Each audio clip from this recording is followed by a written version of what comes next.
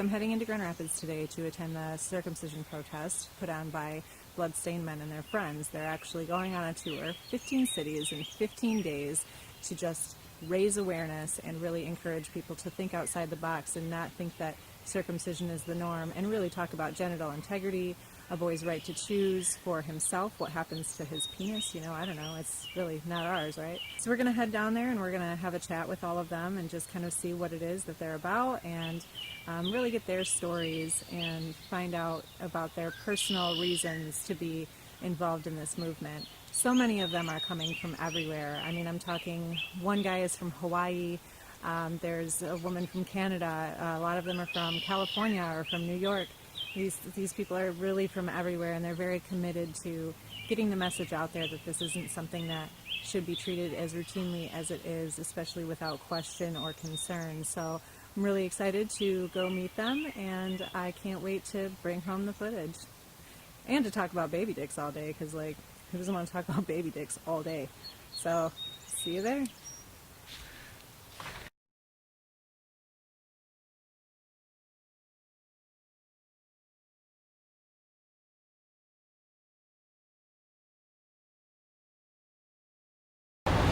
I came because boys can't speak up for themselves, and so we adults have to speak up for boys. That means, for me, it means that's my calling. I've got to do that. The babies are helpless, they're tortured, they're injured, they're wounded, they're scarred. It's all completely unnecessary, and it's done for fraudulent reasons. They're not going to be any healthier when they're missing a body part. So it's clear in the real world, circumcision is not working. It's not helping, improving anybody's health. It's degrading health. In addition to being trauma, which every trauma that a child goes through, they carry through life. And so traumatizing an infant is just an atrocious thing to do. And it violates any concept of medical ethics or good parenting. So the American parents have been fooled by a corrupt medical establishment into allowing this injury of their sons, and we're going to be here protesting it and raising awareness for as long as it takes to bring this atrocity to an end. So the big question, are you circumcised? Yes, I am circumcised. It's something I would never, never, never have chosen for myself. I'm outraged that it was done to me. I have an ugly scar on my penis, and I have to live with that. Every day I have to see that somebody chose to injure me. They weren't doing me any favor, and I never wanted it. And once I saw a video of a boy being circumcised, I realized what a trauma I'd been through. All of my life I've suffered from anxiety, and you know, you can't prove something like that, but I'm sure that if I had not been traumatized as an infant, I would have had a much better chance going through life without devastating anxiety. And so what was done to me was a crime, and I can't undo that. It's just that I can try to work to protect others. And that's all I can do at this point. And that's why I'm here. So what would you say to men who say, I'm fine? They say, I went through it and I'm totally fine. It's the path of least resistance to deny the harm. And that's the first line of defense, is to deny the harm. Elizabeth Kubler-Ross outlined the stages of grief. And we are grieving for something we've lost. The first stage is denial. And most men never get past denial. And if they understood that an erogenous body part was taken from them, that their penis was made smaller, and they're more likely to suffer from erectile dysfunction and other sexual problems, they'll have less pleasure throughout their entire life. If they understood this, they wouldn't say they were fine. They would be as angry as I am. Right. Do you think that that's maybe why they don't want to admit it? Absolutely. And I think it maybe is a love for their parents too, right? Because if you admit that this was bad and that this was not necessary to happen to you. You kind of have to put your parents at fault, right? Right. Yeah. Right. Well, I would just say this. Yes, parents are ultimately responsible. But when the parents have been misled systematically over and over and over again for decades, and the media have failed to alert them, the medical profession has sold this criminal attack on children as a good thing, the parents are misled. And you can't entirely fault parents for trusting the authorities that they should be able to trust. So the parents are embedded in a corrupt society, and that corruption affects them. We really have to address the corruption in the society in order to enable parents to make the right choice. What brought me to this movement is 20 years ago I had my son, and my husband is circumcised.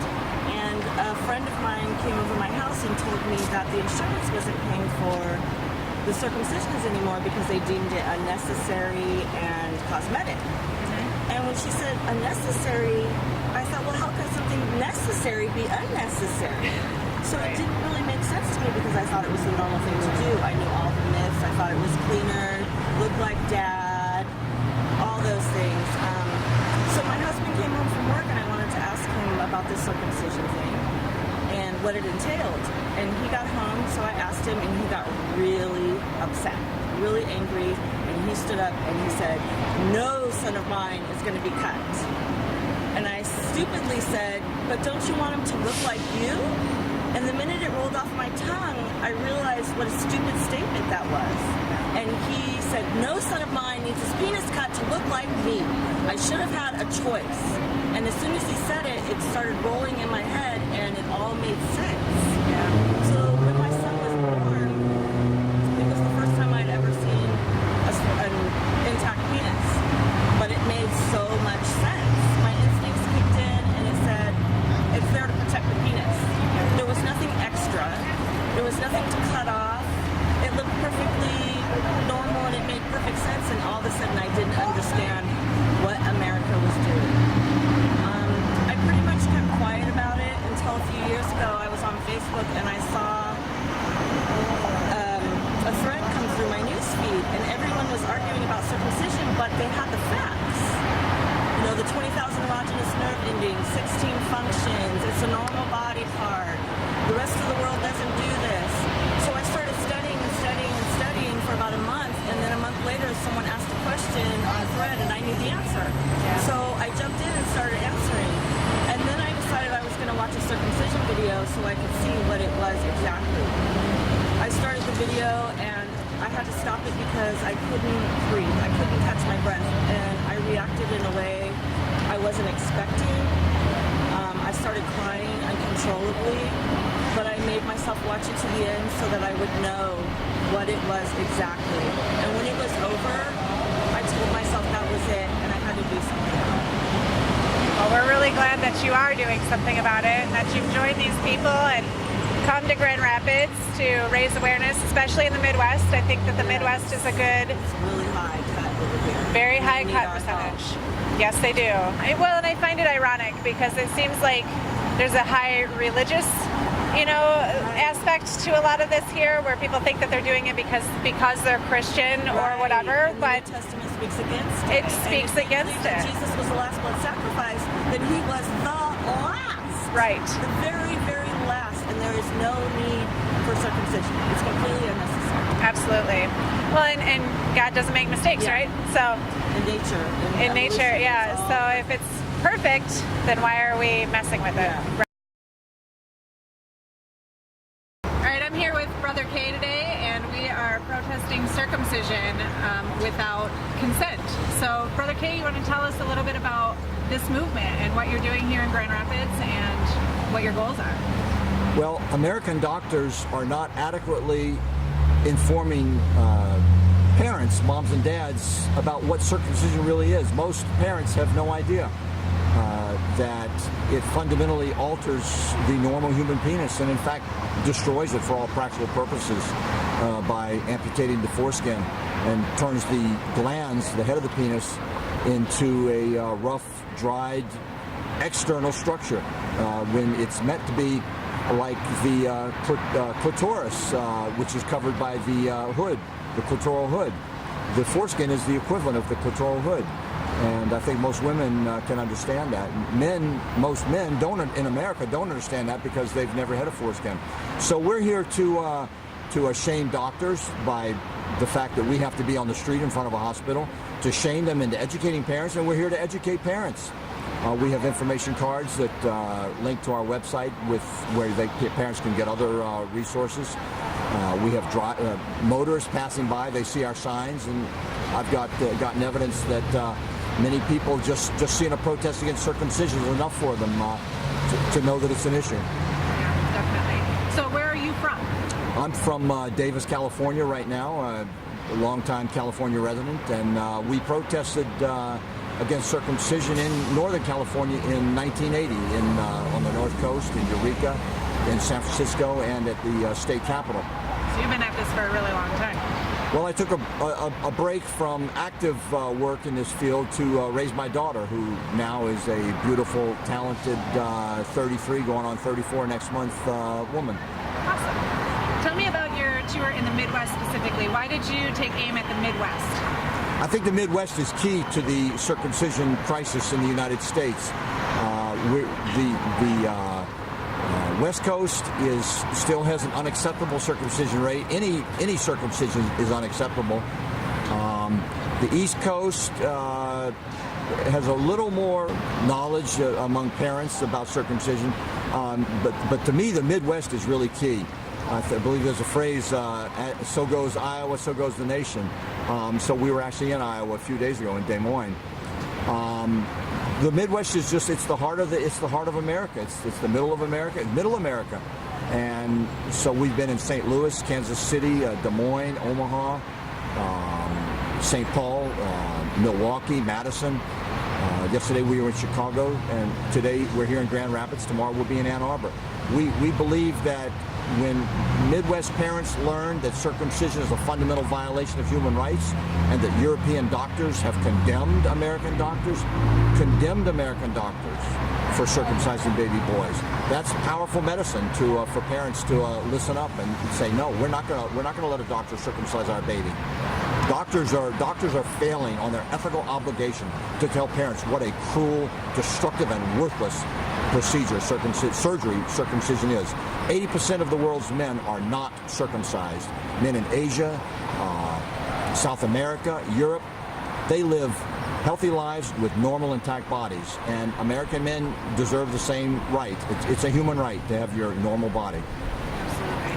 What would you say to the parents who are, to the general feedback that parents usually have, like the questions such as, well, I had it done and I'm fine?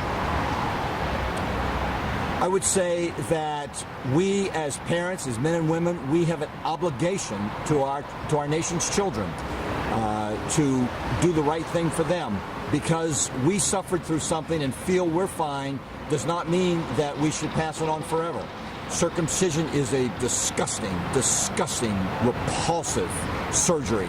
If you've ever seen one, go on YouTube and type in circumcision and watch what it is. It is a horrendous, gruesome violation of the human body.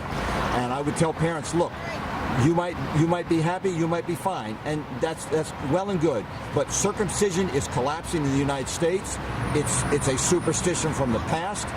It has no benefits. It does nothing but harm and damage to the human body. And we're the adults now. We inherited this mess from our parents. It's up to us now to fix it. Absolutely. And that's why I'm here in Grand Rapids today and be in Ann Arbor tomorrow, and with all the wonderful people who've come out here to join us all along this event protest trail. We're making a huge difference. I really do believe that most parents are decent, honest people who have no idea what circumcision is, and when they find out, they're like, oh my God, you are not doing that to my baby. Yeah, I think a big part of this is because it's behind closed doors. You know, Yes, they yes. just sweep the baby away. Behind closed doors, everything's done, and nobody really questions anything. People don't know. Would you say that the very least a parent could do is watch a video and is get informed about exactly what's going on behind those doors? Yes. A parent owes it to their son before letting a doctor inflict a lifelong injury on their baby. Moms and dads alike, men and women, all of you, you owe it to your son to watch a circumcision on YouTube. Type neonatal circumcision in there, into the YouTube search box, and you'll see several of them. And These are medical training videos. They're not activist videos. They're right. These aren't these exactly. It is what it is on those videos. I've had friends report to me that when they first saw these videos, many of them weep, they cry, they sob, some have vomited. It's that bad. Yeah, it really is. That was what got me. That's what got me. I have one who is cut and one who isn't cut, and the video was what it was. Saw that and was like, there's no way. You'd have to pry my baby out of my hands to do something like this to him. I mean, that's the phrase, pry my baby out of my hands. I mean, a parent will die to protect their son, and circumcision is that type of abuse and violation of your son's body. If some dictator was able to seize your son for that purpose, the normal parent, if they knew what was being done to their baby, they would literally die to prevent that injury to their precious child. It's that severe an injury. As we speak, we've got Chase, right? The story with Chase and his mother. What's her name? Heather, I think. Heather Hieronymus. Yeah, and the whole situation with them was that her and her ex, who had a baby together, decided before she was really informed about circumcision that she would allow her ex to circumcise the boy, and then became informed on it and decided against it, and they went to court, and the judge actually ordered that the boy would be circumcised, and so the mother actually went into hiding and was just arrested yesterday. Last night. Wasn't it last night? She was arrested, taken to jail because she was trying to protect her son, and now the boy was handed over like property to the father for circumcision. So not only is the circumcision going to be traumatic enough, but now this entire situation where his father was actually even willing to lock up his ex, his child's mother, over this. So it's a very emotional and real thing that's affecting lives every day. Well, that's and you touch on a key point.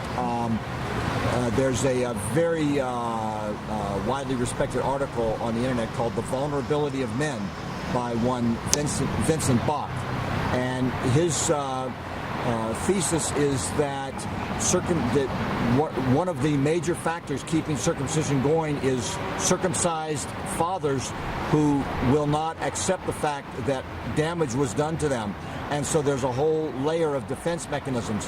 So if you type "The Vulnerability of Men" into your Google search box, you can read that article as well. It talks to moms on how to understand your man, what he's going through when he demands that his son be circumcised. Some men actually go so far as to bully and threaten the mom to circumcise it. It becomes very emotional for a man because it's the most intimate topic. It's the most intimate violation of a man's body and the most intimate topic to talk about in public, which is why it went on so long. And we in the anti-activist movement, we've brought, and that's not just Bloodstained Men, but it's all of the anti-activist protesters who are on the streets protesting circumcision in their local communities in Washington, D.C. Every year. We're reaching out to parents to let them know what a violation it truly is. Indeed. I actually wrote my article, "The Tale of Two Penises," the circumcision journey from a mother's perspective, because I have the one who is and one who isn't, but my husband was very against it in the beginning.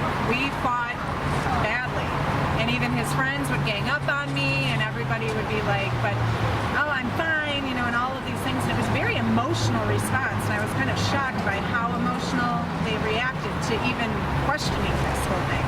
And, ultimately, I put my foot down, and I actually made my husband, I said, you can watch this video, and if you can get all the way through it, and you still think that we have to do it, then I will entertain the conversation. And he couldn't really get through it, and we ended up keeping our son intact, and now he's completely like, why did we even really do this in the first place. You know, there's nothing wrong with our baby. We look at him now and we're like, he's perfect. And I think that's the big message too, is, you know, babies they don't have accidental parts. You know, we're not opening them up and removing their appendixes just in case, you know, and we're not clipping ears to match mom or dad. You know, it's a very simple thing once you can get past the emotional aspect of it. But I think it's hard for, you know, especially in this country, everything is very penis driven. You know, look at my dick, you know what I mean? And everything's just, you know, what is the Viagra and everything. You know, everybody's into how big their penis is. And so I think that maybe that's why. Maybe we are so obsessed with that because they're actually missing something that they didn't have in the first place. You know, and so maybe we just need to get back to that conversation of what is normal and leaving normal alone. Well, that raises another point, which is why it's so difficult for men and women to address this issue, is that circumcision fundamentally alters the sexual relationship between a man and his sexual partners. I'm not going to go into the graphic details here. There is a book called Sex as Nature Intended It, and if you type that into Google, you also will see that website, and you can read the book free on their website. Sex as Nature Intended It. Very good. Very good. Well, Brother K, we're so happy that you're in Grand Rapids today and spreading the word. We have people here from Hawaii all the way to Canada. So I mean, New York, you I came know, from California. it's so wonderful that everybody's coming together for these little babies who just don't have a voice. You know, this is very important. There's a lot of comments on the article that was posted. It's like, get a job, or don't they have anything better to do? And I can't think of anything better to do than to stand up for the people who We're cannot Americans. stand up for themselves. We're Americans. We believe in freedom and human rights, Absolutely. and baby girls are protected by federal law. There are some cultures that circumcise baby girls, and it became a problem in the United States in the 70s and 80s, so that in 1996 and in 97 the law went into effect. The law was passed protecting baby girls in 96. It took effect in 97. It is a felony to cut any part of a baby girl's genitals, or even just to nick her. And a parent's beliefs, their culture, their customs, their religious beliefs has no bearing on that felony charge. It is a felony no matter what the parent says, no matter the reason the parent gives. And we believe that American boys deserve the same protection under the law that baby girls in the United States have. It is a felony to cut a girl's genitals in any way. Right now, it's open season on baby boys. A doctor can cut as much or as little off of a boy's penis as whim dictates, or as his own judgment or opinion dictates. Their baby boys are not protected, and they should be. We're American citizens. We believe in freedom and equal rights. Our founding fathers did too. They were not circumcised. Our founding fathers, Thomas Jefferson, George Washington, Benjamin Franklin, those men were not circumcised. Circumcision came in the late 19th century as a punishment and a cure for boys caught masturbating, and it just became more preposterous from there, and it became it rose to the level of a superstition in the United States. And so parents now have a superstitious belief if they don't do it to their boys, something bad will happen. It's not true. None of it is true. The majority of the world's men live normal, healthy lives. Thank you, Julia. Oh, thank you so much. It was so good to have you. Thank you. Yeah, of Wonderful. course. Yes. Great interview. Thank you. No problem.